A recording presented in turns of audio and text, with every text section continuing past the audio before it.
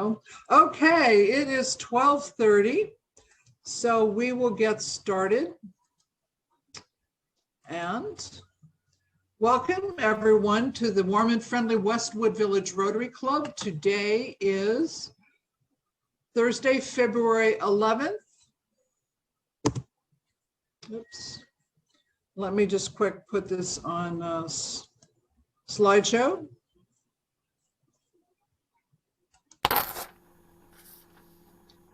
Okay. And this meeting is now called to order. Dwight, does that sound better?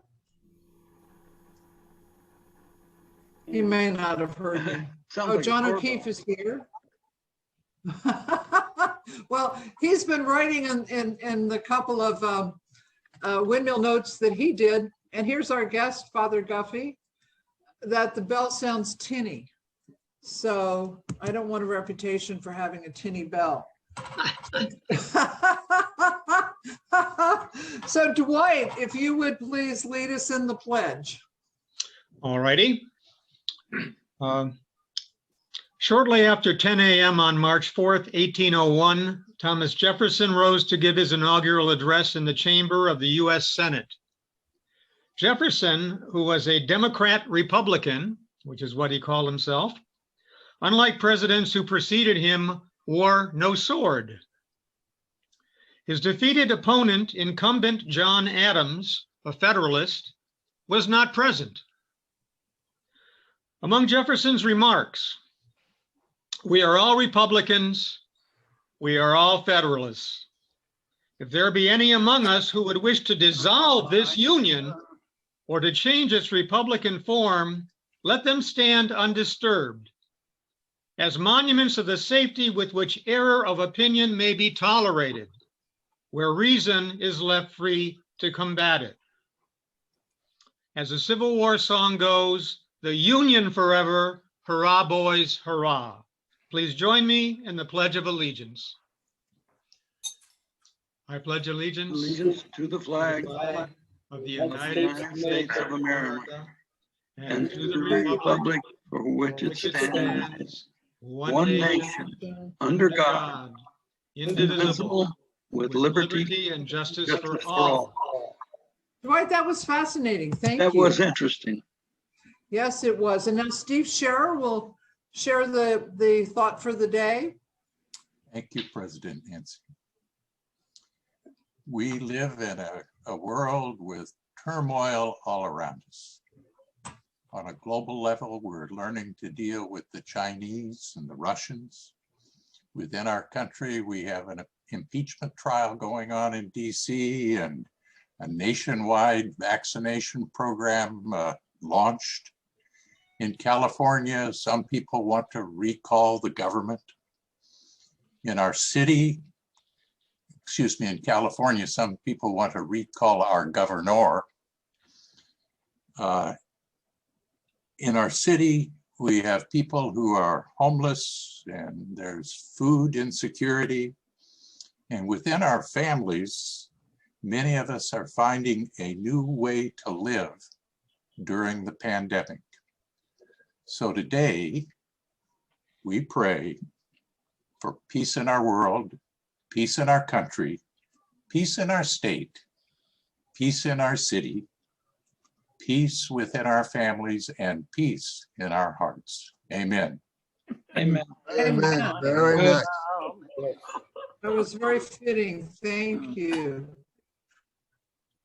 And now our songmeister and soloist, Ed Gall, has a special song that he will sing for us today. Hi, Ed. Hi. I must confess, that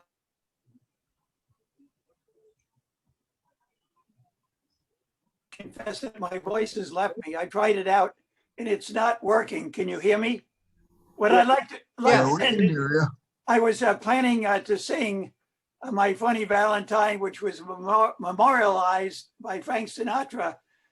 And I'm having trouble talking, but I like to read the words very quickly because I think they really commemorate Valentine's Day, which is Sunday. So let me go. My funny Valentine, sweet comic Valentine, you make me smile with my heart. Your looks are laughable, unphotographable, yet you're my favorite work of art. Is your figure less than Greek? Is your mouth a little weak? When you open it to speak, are you smart? But don't change your hair for me, not if you care for me. Stay, little Valentine, stay. Each day is Valentine's Day. Thank you. You're a trooper. Well Thank Ed, you. you're no Frank Sinatra. Very good. Whoops, let me go back. So I want to welcome our guests today. We have 3 guests, including a guest of honor, Susan Frumer. Welcome, and we're happy to have you with us, and we'll be talking more about you shortly. And joining Susan are John Riley and Lori Eisenberg. Did I miss anybody? Father, So welcome. Thank you. And now we have a few announcements. Jim, you're the star of the first announcement. I wanted everybody to know that you had cochlear surgery yesterday, and for everyone to keep you in their prayers and let you know that we're thinking about you. So we're thinking about you, and we're very happy to have you here. I'm astonished that you're here so quickly. Thank you. Thank you. I'm fine. Thank you all for your thoughts. That's wonderful. And since she couldn't be here last week, I wanted to bring up again that Marcia was the Rotarian of the month for January. Marcia is, first and foremost, a wonderful ambassador for our club and a beloved former president, and you have to be one of the most active peace chairs in all of Rotary. So I feel that we're very fortunate to have you. And I thought it was important, since I knew that you would be here, to at least let you see that this this recognition really was given to you. So I will be sending you your certificate and pin, and one of which, sorry, I don't have it with me, but one of the things I don't tell the men, so you're not listening, guys, is that for the women Rotarians of the month, I have a lovely rose pin that says Women of Rotary. So you'll be getting that as well. So congratulations and thank you for all that you do. Well, thank you so much. I'm humbled by this. I feel you guys make my day. It's not quite like being Rotarian of the Year, which you have been, but it's to let you know that we really still very much appreciate all that you do. And speaking of all that you do, Marcia is serving as our meeting scribe for today. And thank you for that. And thank you to Diane for making that happen and for lining up quite a number of meeting writers. So we're really appreciative of both of you. And for the sake of anybody who didn't already know this, we record every meeting, and the recordings are masterfully edited by Ron Leister and posted on our website and on YouTube. And I think it's also Vimeo. Is that correct, Ron? Yes, that's correct. You go either place, Western Village Rotary Club, yes. Count both places. Yes. So especially for people who aren't able to make a meeting, they can watch it at a later date, or if they particularly enjoyed a speaker and wanted to listen to that person over again, that's an option too. And now, how long are they archived for? I'm sorry? How long are they archived for? I would say indefinitely. Is that right, Ron? Yeah, they're Yeah. as long as YouTube exists or Vimeo exists. That'll be Yes. one. Yeah. And now I'd like to bring on Steve Day, who has some presentations to make. Yes, President Nancy, thank you. Thank you. Good afternoon, everyone. I come to you again as your foundation chair to the Rotary Foundation, Rotary International Foundation.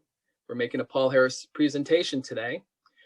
The presentation of a Paul Harris Fellow recognition is the Rotary Foundation's way of expressing its appreciation for a $1,000 contribution to Rotary's humanitarian and educational programs. The recognition is named for our founder, Paul Harris, a Chicago lawyer who started Rotary International with 3 business associates in 1905. Rotarians often designate a Paul Harris Fellow to honor friends, family members, or volunteer in the community. Today, we have the honor and pleasure of recognizing a community volunteer, Susan Fromer, as she becomes a Paul Harris Fellow.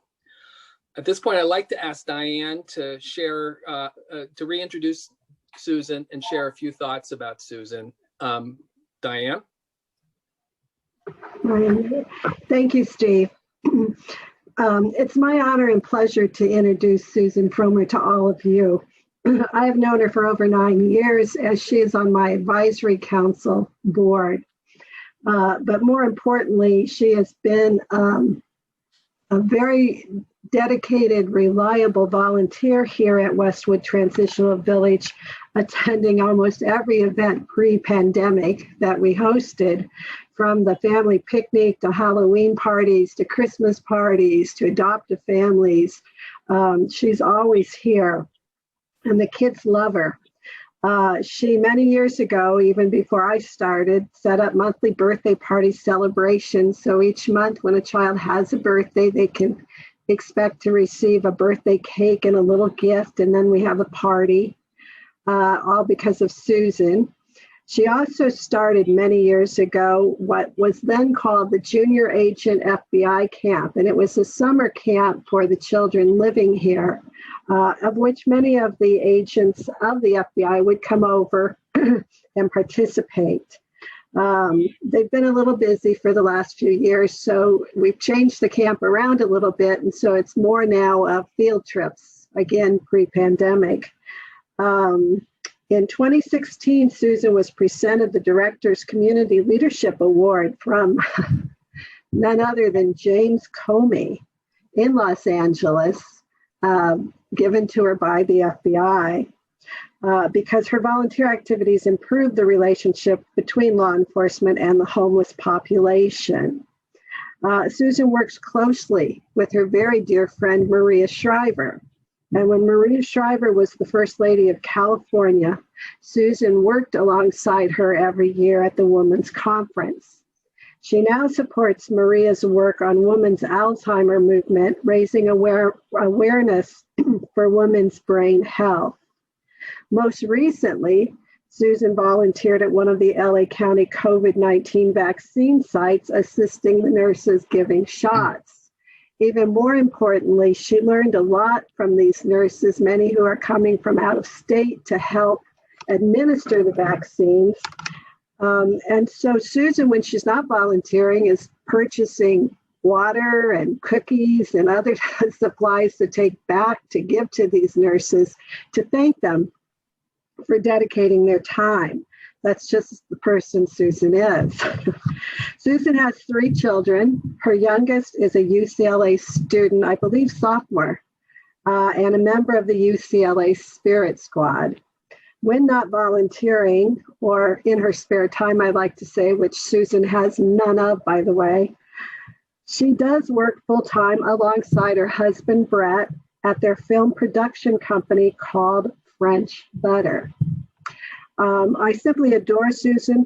It's a pleasure to know her, and I'm very honored that she's receiving this award today. Thank you. Thank you very much, Diane. Susan, you have been designated to receive this recognition by the members of the Rotary Club of Westwood Village and by the George and Marion Schwartz Fund. The Schwartz Fund was established by George Schwartz, who was a longtime member of our club. Since George's passing, the fund has made annual contributions to the Rotary Foundation and has asked George's club, the Rotary Club of Westwood Village, to designate volunteers in the community who should be receiving a Paul Harris Fellow. Having known you for the past several years as a fellow board member of the Salvation Army's Westwood Transitional Village, and seeing how much time you give in time, treasure, and expertise to the Westwood Transitional Village, I enthusiastically support recognizing you with a Paul Harris Fellow. Susan, a contribution to the Rotary Foundation is an investment in the ideal of goodwill, peace, and understanding. These are ideals held high by Rotarians the world over, and one that you clearly share.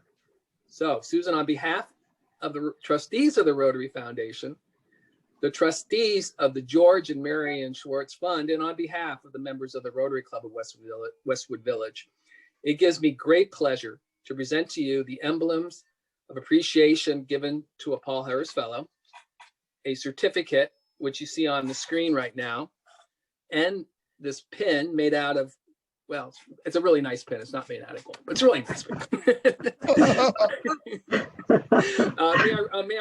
May I read the certificate?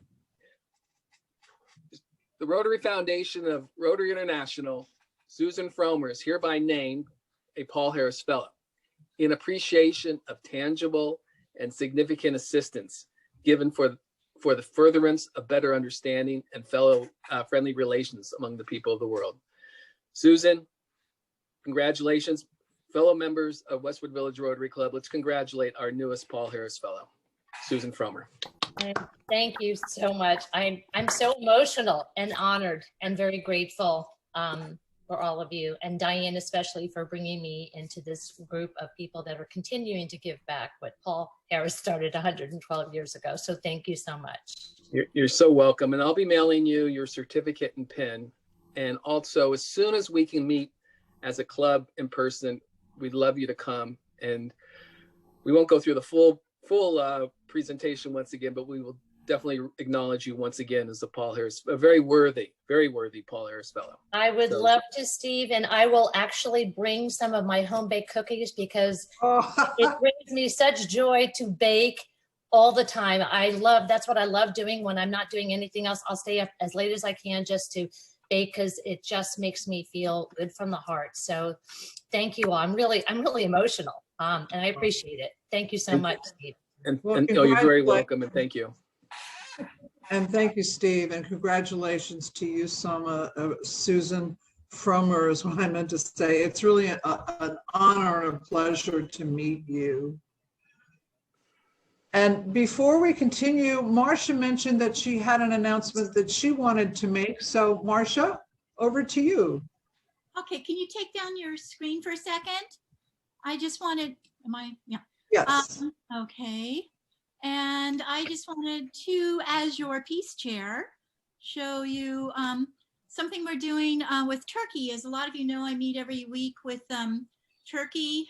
Actually, this morning I met with them, and we're doing another peace conference. We did one a few months ago that was really successful. Is Nevin here today? Because she actually attended that one online, of course, and.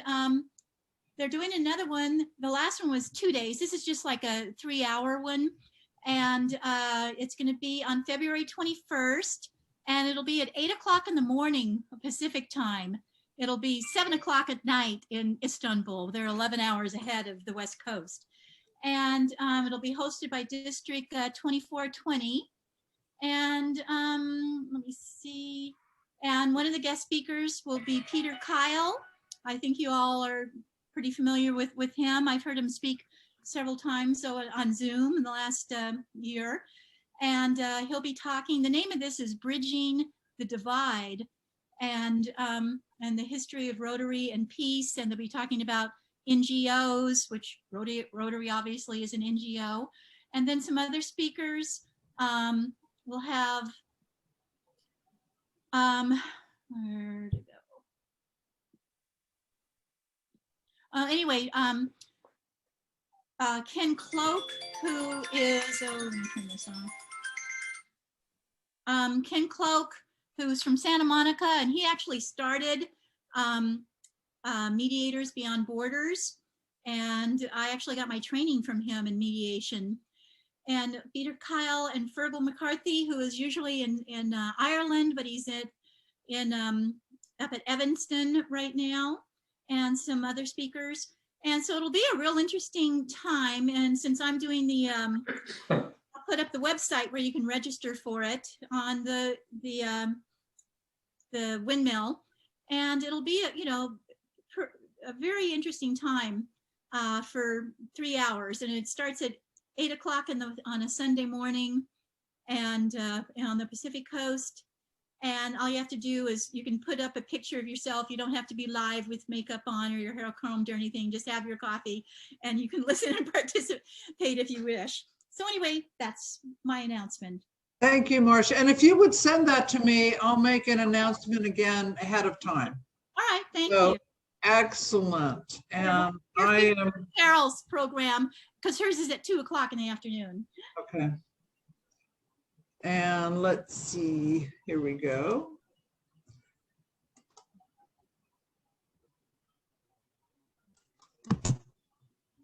And now I would like to bring on John O'Keefe to introduce today's fascinating guest speaker. John? Hello there all. This is a rare treat for me today because we're going to talk about one of our favorite topics. My wife and I are passionate about film.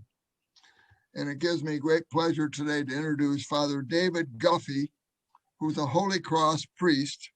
Now that's the order that runs a small little school in Indiana, Notre Dame University, where Father Guffey went to school himself. And he now currently lives at St. Monica's Parish in Santa Monica. And he's the national director of the Family Theater Productions, which develops family media that tries to entertain and inspire and educate people. He also runs, and this is how we got to know him, he runs a film club at St. Monica's Parish, which my wife and I regularly attend. And his knowledge of films, I would say, is legion. Recently, we did attend a Zoom meeting of the film club in January to discuss Lawrence of Arabia, which was a most enlightening discussion about a film that is considered one of the best ever made. And Father, I'm going to introduce you right now to talk about your subject of faith in film, finding grace in cinema. Father David Guffey. Welcome. Good afternoon. Thank you so much for inviting me. I'm so glad to be with you, and I've long admired the work of the Rotary Club, and I've been fortunate to be invited as a guest and a speaker on many occasions. I'm glad to be with you here today. My office for Family Theater is on Sunset Boulevard, so often I walk up towards Hollywood Boulevard just to get out of the office at lunch. In pre-pandemic times, every few months, someone would come up to me and ask, "Are you a real priest?" I guess people dressed like Spider-Man and Superman and Elmo and the Pirates of the Caribbean, they were wondering if I was the real thing. Once I was in line at the Wendy's there on La Brea and Sunset, and the guy came up to me and said, "Wow, you really got dressed up for it." And I said, "Excuse me?" He said, "How do you think you did? Do you think you got the part?" And he had just auditioned for the part of a priest in a film, and he thought I had been at the same audition.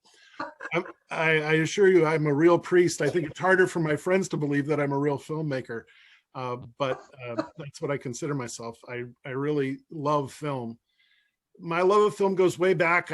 As a kid, with money I earned from working in a grocery store, I bought my first camera, and I started doing still photography, even did freelance photography when I was in high school. In college, I got involved in radio. And I thought I would put that aside. I joined the seminary after I completed my undergraduate years at the University of Notre Dame. But what I found as a young priest was that the moving visual image, cinema, whether it's television or video, is really a dominant art form of our time. It's what shapes people's hearts. It's what shapes people's minds. It's what furthers the cultural conversation that people are involved in. So I had a couple of other assignments. I worked for a soup kitchen, and I started a homeless center in Phoenix, Arizona that's still there. It's called Andre House of Hospitality.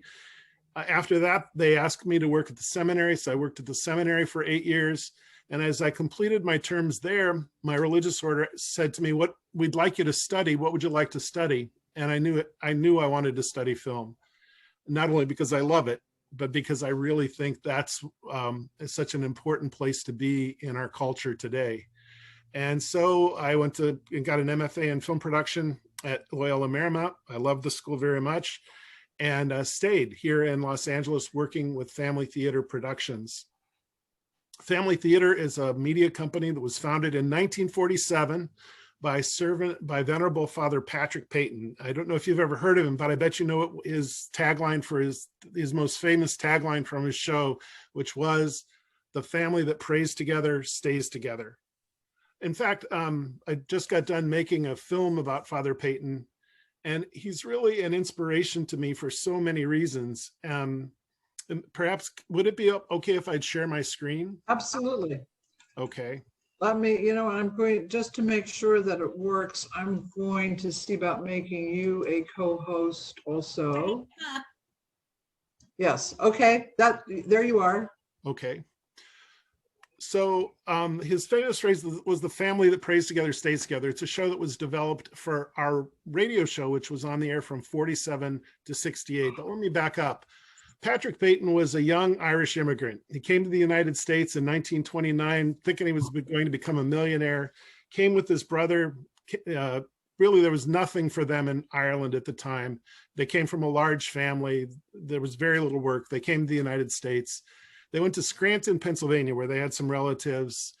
His brother Tom got a job in a coal mine. Pat got a job as a janitor at the cathedral there. And that's where he found his vocation of the priesthood. A couple of Holy Cross priests from Notre Dame came through giving a mission. He joined up with them, finished his high school at Notre Dame, went to undergrad at Notre Dame, and ended up in the seminary coasting towards ordination. His last year of seminary studies, he comes down with a case of tuberculosis, and he's on his deathbed. Really, there's nothing they can do. They've called his family, and the only option is a very intrusive surgery, which was risky at the time. This was before antibiotics and all the things that help cure tuberculosis. A priest came in and said, "I know you have a relationship with God. I know that you believe. Turn to that belief and pray and ask for help. And it will be as good as you believe it will be." And he did pray, and he prayed through the intercession of the Blessed Mother. He had a great devotion to Mary, and he was healed. Doctors couldn't explain it, but he ended up getting ordained with this class. And as a young priest, he was sent to be a chaplain at one of our Holy Cross high schools, but he wanted to repay this debt.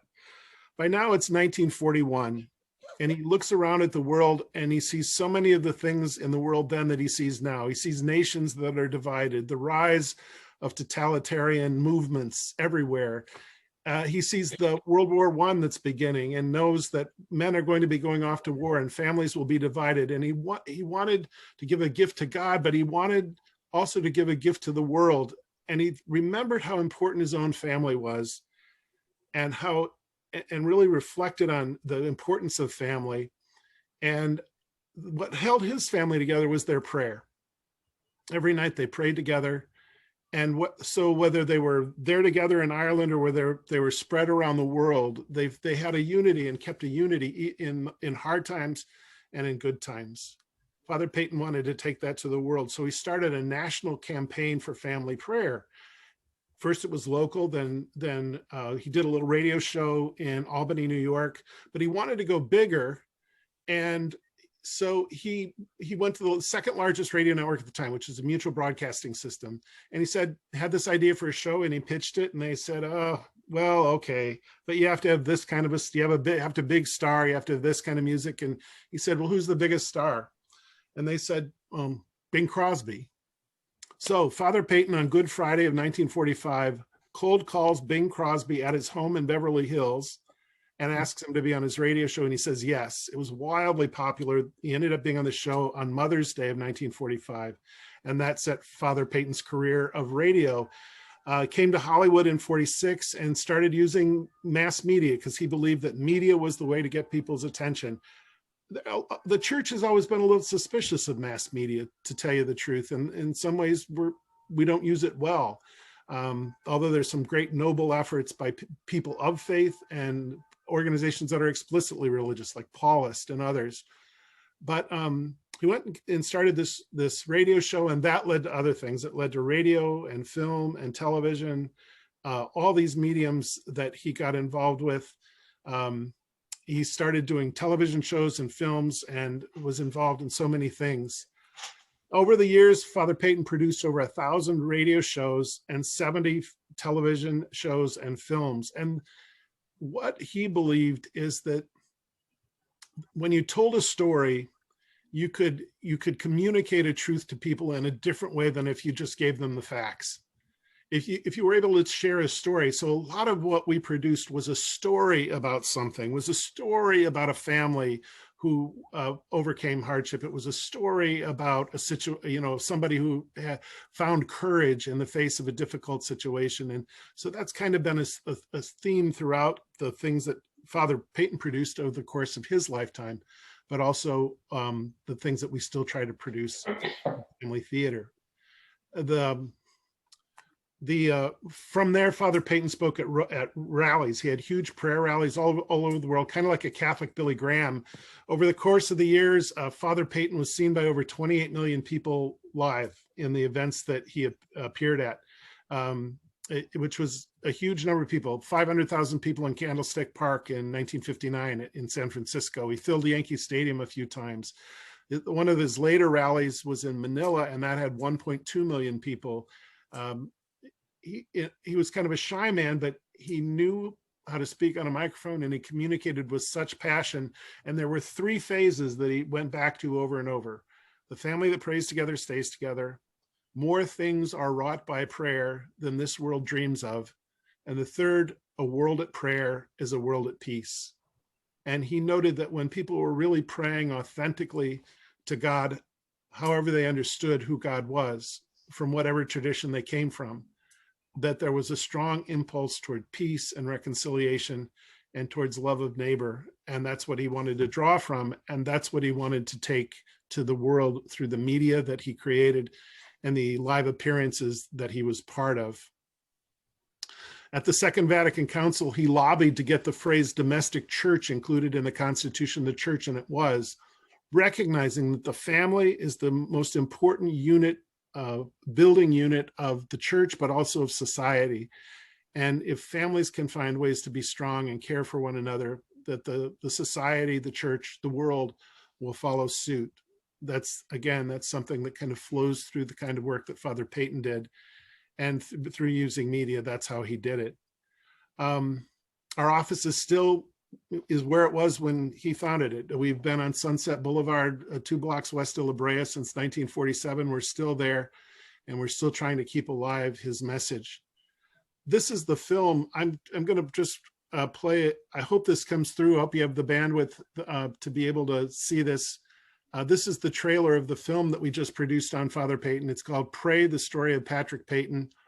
And we try to take the media that he created, things that he showed, and then we did some other kinds of recreations to try to bring to life the story of this great media pioneer.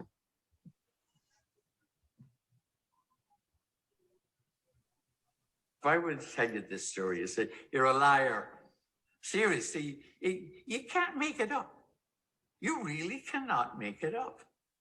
Just simple as that. A crowd estimated of 500,000 people gathered today in San Francisco's Golden Gate Park. Father Patrick Peyton drew the largest crowd in the history of San Francisco. I'd like to speak to you about a remarkable man, Father Patrick Peyton. Father Patrick Peyton. Patrick Peyton. Father Patrick Peyton. Father Patrick Peyton. Father Patrick Peyton, one of the world's best-known Catholic priests. People try to describe Father Peyton, and it's almost like trying to carry water in your hands. It slides through. It was almost unbelievable. You'll be looking around and all these people are here to listen to him. The energy level was like somebody who was superhuman. You might be saying with your voice, Hail Mary, full of grace, but your heart is telling God just what I said. Dear God, I love you. People would be in tears listening to him because he had such a powerful voice. It was just unreal to think that a young boy from the parish was mingling with all the film stars. He never came back with an American accent. He was always Irish. He was capable of anything, apparently. We didn't know it at the time. I want to talk to you about my dear friend and mentor, Father Patrick Peyton. Well, he was a little bit of a brat, but he was a teenager. You know, he was no saint, let me tell you. I'm for God, for peace, for justice, mercy, truth, love. You might have gotten knocked down, but you always got up. I'm for stronger homes and loftier lives and the better use of time. It was uncanny now, the way that people reacted to his voice. It surely was coming from God. But first of all, I'm for prayer, family prayer. The family that prays together stays together.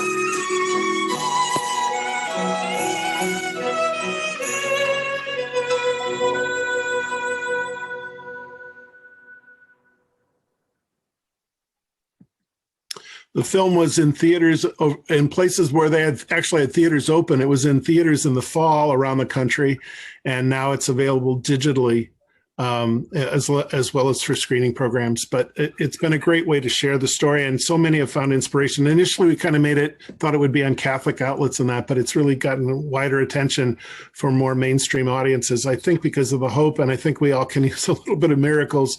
And I think we're all kind of figuring out how to be with our families so closely in these days. So after, Father Peyton died, our organization has extensive social media outreach. His overall organization is called Holy Cross Family Ministries. Through the organizations that are listed there, Family Rosary, CatholicMom.com, the Peyton Institute for Family Spirituality, and Family Theater, we reach about 1.4 million people through social media. We reach about 40,000 people a day through email blast, prayer of the day, other kinds of inspirational content that gets to people. And it's just, a great sign of the tools and the ways that the technologies and techniques of today can be used in so many ways to try to do positive things. I know so many people in our town are involved in that industry and that effort. To use the great gifts of technology that we have today to get out messages, to communicate, to be with one another. At Family Theater, we continue with film and television, a little bit of radio. We have internet series, Lente Catholico and Catholic Central. They're internet series that talk about, they're basically educational series for Catholic students. And the pandemic is really, people have found it, and people have been looking for online resources. So our numbers of viewers has gone way up during the pandemic. Again, so many people are turning to the internet and to video. It's the way people learn now. You don't go to a library and a card catalog. You look at YouTube, you look at those videos. We've remastered Father Peyton's radio shows, and each radio show had a big star, Jimmy Stewart, Loretta Young, Gregory Peck, Jack Benny, Kirk Douglas, just a list of people. Those have been remastered. We have a podcast of those that are available, Family Theater, Classic Radio on iTunes and Spotify and other platforms. We still do a few movies. We did a kids movie called Next Level, kind of a coming of age film. And then we partnered with Paulus Productions for the Dating Project, which is a documentary, not explicitly religious, but talks about how difficult it is for young people today who are looking to have a serious relationship, how difficult it is for people to find one another in the absence of customs and conventions around dating. This film has been out there for a couple of years, but it's still in the cultural conversation. People still refer to it in articles. It's on the PureFlix platform now, and it's doing some really wonderful things and engaging people and saying, how do you start a good relationship from the beginning? So that's one of the projects that we've been involved with. And then our next release is The House That Rob Built. It's again, not explicitly religious, but it talks about sports, and it talks about how sports can be as important for women as they are for men in building character, developing discipline, community, friendships. And it focuses on male coach, Rob Selvig from the University of Montana, who's one of the 10 most winning coaches in the history of women's basketball. But really, it's about the women that played for him and what they found through this incredible coach who gave his life, believing that sports could bring those benefits to the community. So we're really excited for that. All in all, through all of these things, I just say that we have such an opportunity. People can be really hard on the media, and there's lots of stuff out there that is at best a distraction. At worst, it's a corruption. but there's so much really beautiful media out there, probably more than ever. And so our great challenge always is to make good choices, to find the things that will feed our souls, feed our hearts, will inspire us to have better relationships, to live more justly and honorably, with more sense of the common good in our lives. And so I just would encourage you to make the best media choices you can. And the other thing is, when you find something that touches your heart, when you find something that moves you, when you find something that is really helpful, share it. Share it with the people you love, share it with your friends, and let them know. Because sometimes one of the greatest challenges is finding the really good things in the whole stacks and piles of all the stuff that's available and out there. It can be a little bit overwhelming. So I really encourage you to share that as much as you can. John referenced the film club at Santa Monica, and it came out of a love for film that a couple of us have. We gather once a month. Right now during the pandemic, we ask people to watch a film, then we come and have a discussion together about the film. And each week we focus on some aspect of filmmaking. We have a meeting tonight, as a matter of fact, looking at the movie Amelie, but we're looking at it from the perspective of cinematography. So we'll be talking about cinematography tonight at that. If anybody's interested, go to the St. Monica website, stmonica.net/film club, and they'll give you instructions how to register for that Zoom. So with that, I just would welcome any comments you have about the media in your life, any of questions about anything that I've said, and we'll take it from there. That was fascinating and inspiring. Thank you. Does anybody have questions? I have one. Please go ahead. Tom, I think that was you. Okay.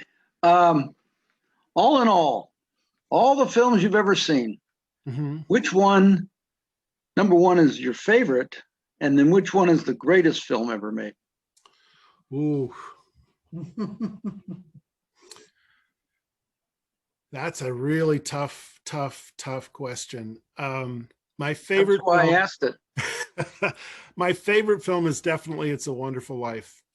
I watch that film every year, and I find something new in it, and I cry every time I see it, and it inspires me to be a better man every time I see it. So I really I'm a really great fan of It's a Wonderful Life.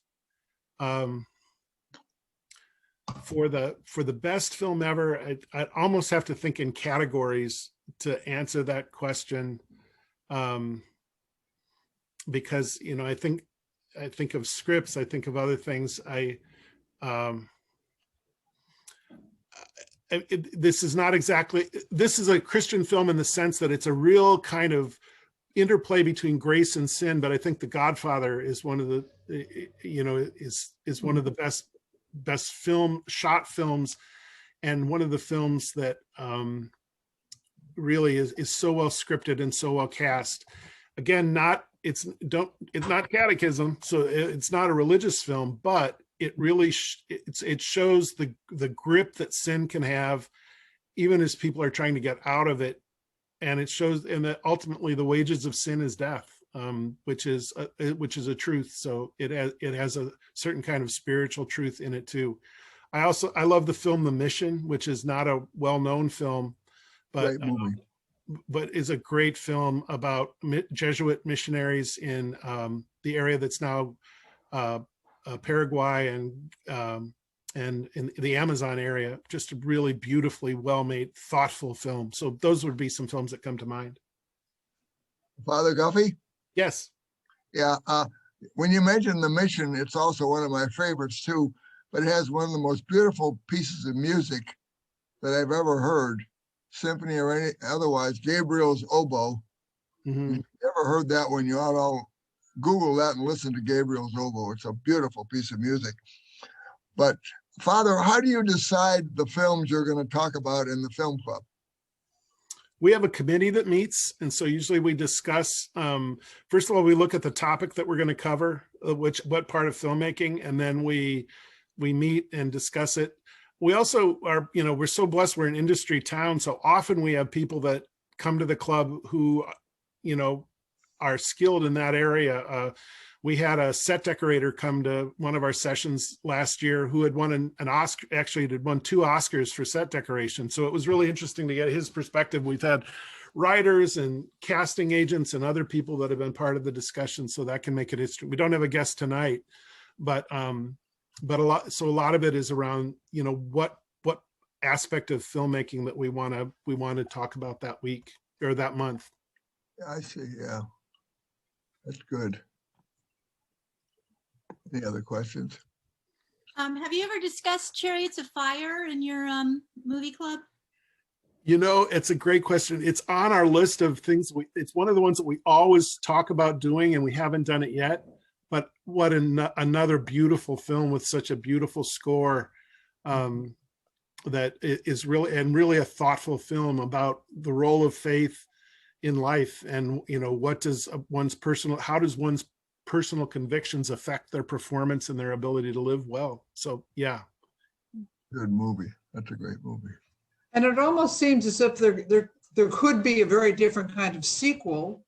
From what I've read, the character's name was Eric Lindell. Is that correct? Eric Did Little. he not die in a concentration camp? Yeah, in China. And that was boy, talk about taking your faith to the nth degree. Mm-hmm. That's an even higher level of. And the other guy, oh God, his name fails me now.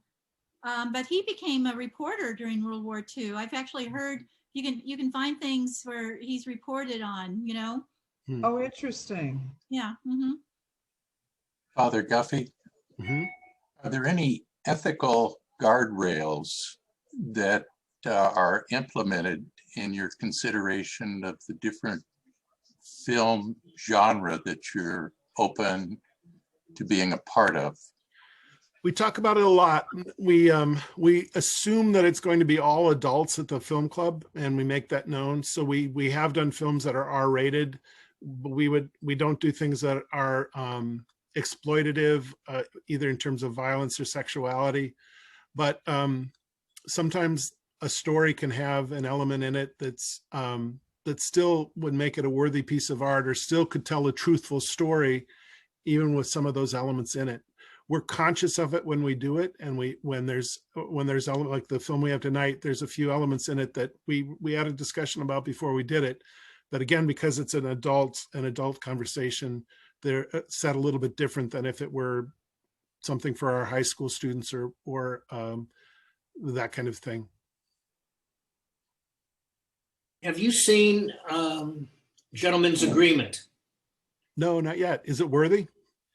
It was Best Picture in 1947. Mm. And the Gentleman's Agreement was anti-Semitic throughout the country at that time. It was a gentleman's agreement that if you were Jewish, you wouldn't be allowed into a hotel. Mm. And Gregory Peck starred in it, and it was a very effective, very powerful film. I was just hopeful that perhaps one day you'd see it. It's on my list now. I just wrote it down. Thank you. I've heard that many scripts are passed over. For instance, Dead Man Walking, I think, was the one that went through Hollywood for about 10 years before someone made it. How often is it that you get a script that you turn down, which has a lot of merit to it, but just isn't acceptable? Do those come by you very often? Every single day. I slowed down with the pandemic, but before the pandemic, I probably didn't go a day that someone didn't pitch me a movie. And a lot of times they're great ideas, but you know, you can only make so many films. Sometimes they weren't right for us. Sometimes it was a bigger film than we would be capable of. But there are so many scripts that circulate around Hollywood. I know that there's incredible films that were never made. There's incredible films that were made but never got distribution. One of the great things about today is because the cost of production has gone down in terms of the equipment and lighting and those kinds of things. I think there are films getting made, and though it's not in theaters, there are more venues now for film, and video and cinema projects to get to people. And that means that some really great things that may have not been made 10 or 15 years ago have a chance now.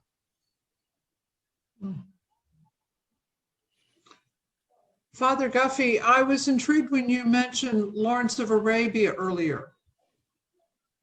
And I'm curious, what was the topic? The topic was cinematography.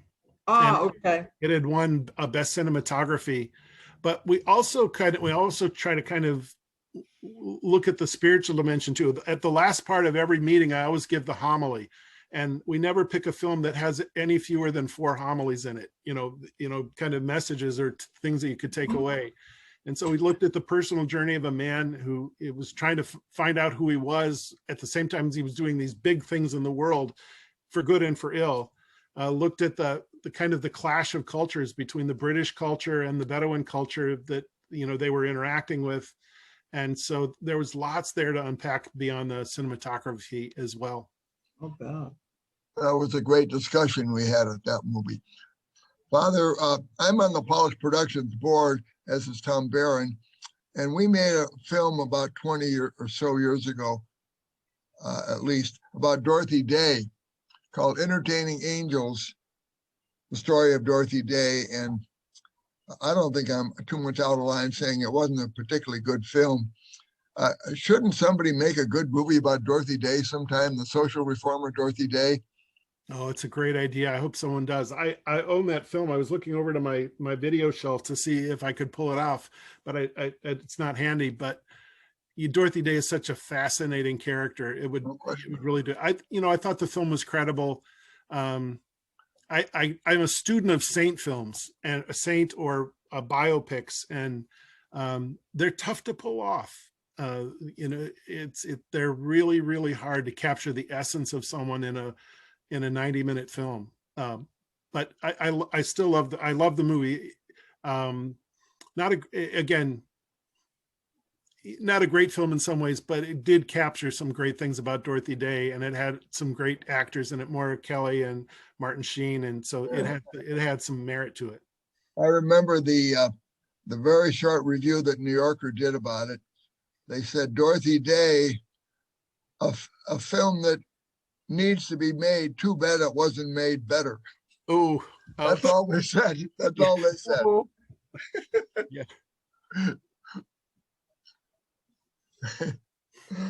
Steve, you're on mute. You saw my lips moving, no noise. That was good. That was good.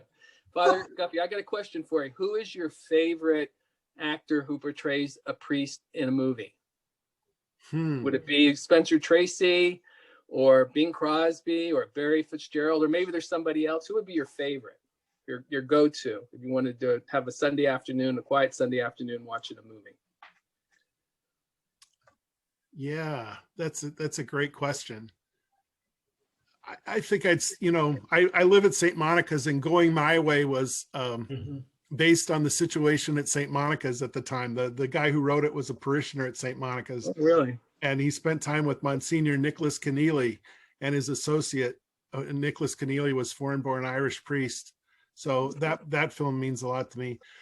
There have been some interesting portrayals of priests in films in the last couple of years where I thought it was getting closer to being, honorable and showing the courageous, showing the vocation in a more positive light after a lot of years of really showing kind of the shadow side of priesthood. But I think it's an archetypal, a priest in a film is sort of an archetypal figure, and it's interesting to see how they're portrayed. I was watching the football game on Sunday, maybe you did too, and my son, who went to St. Monica High School, texted us and said, "There's Monsignor Torgerson. Did you see him on the screen?" I did, yeah. Yeah, he's good friends with a certain quarterback. Right, I heard that. And yeah, that's how I heard that. And he sat with Tom Brady was married at St. Monica's, wasn't he? By Monsignor, yeah. Oh, really? He officiated. Yeah. Yeah. Small world. I see. So fascinating. Father Guffey, You remember some producers named Marvin and Walter Mirisch? Help me. What would they have, help me with what work they would have done? Well, Marvin once told me that if you're a producer and you focus on the business side, you're probably not going to be successful. And if you're a producer and you focus on the creative side, you're probably not going to be successful. So I'm just curious what your response is to that. You got to have a team. And that's why there's 4 producers listed for every film at least, because you have to have the people that know the financing and the development and the funding. You almost need an expert in distribution now, because distribution is really complex, as well as having the creative producer that just helps execute the vision of the director. So